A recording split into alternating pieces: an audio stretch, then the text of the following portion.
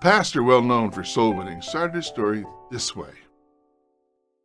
Well, I have no interest at all in fishing, he said, but I pretended to be interested in fishing so I could strike up a friendship with him. He then went on to describe how he parlayed that friendship into Bible studies and Bible studies into a baptism. He added, it was worth it to get a baptism. Am I the only one uncomfortable with that approach?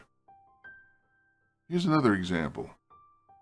He thought we were taking a survey, the Bible worker said to knowing grins all around, but of course, we had something else in mind. Should we really be tricking people into becoming Christians? Is that even possible? I've heard stories like this for going on 50 years now. Maybe I'm alone in this, but these stories always make me cringe. For me, it's as simple as the golden rule. I don't want people deceiving me about what they're interested in so that they can persuade me to do something else. I don't like hidden agendas. I don't like salvation talked about like closing a sale. And I know it happens all the time. We teach courses like techniques of soul winning, and I have a problem with that.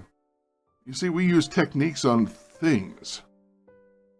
And too many times we treat non-believers or believers who belong to a different church as things instead of respecting them as children of God.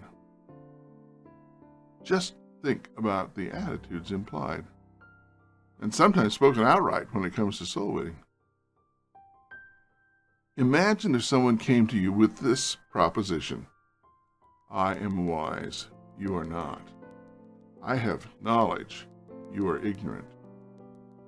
I am in the light, you are in darkness. I have an agenda for our friendship of which you do not know anything. I will lead you through a series of steps and you will follow. I will ask for a decision and you will make one. I could go on, but you get the idea. Who in their right mind would choose to be on the receiving end of such a relationship? Yet somehow we expect other people to welcome our manipulation, to be grateful for our deception. You think I'm overstating, Case? I had a young pastor tell me how to make certain people didn't back out of the decision to be baptized. In the time between the Bible study in their home and the ceremony in the church the next weekend, we have them give us their underwear, their change of underwear in a plastic bag, he told me, so they won't back out. They have to come to church to get back their underwear.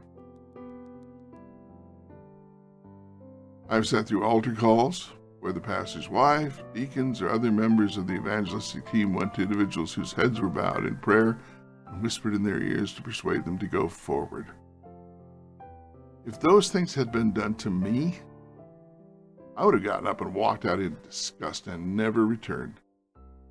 Maybe I'm mistaken, but I cannot reconcile these techniques with a God who values honesty and free will.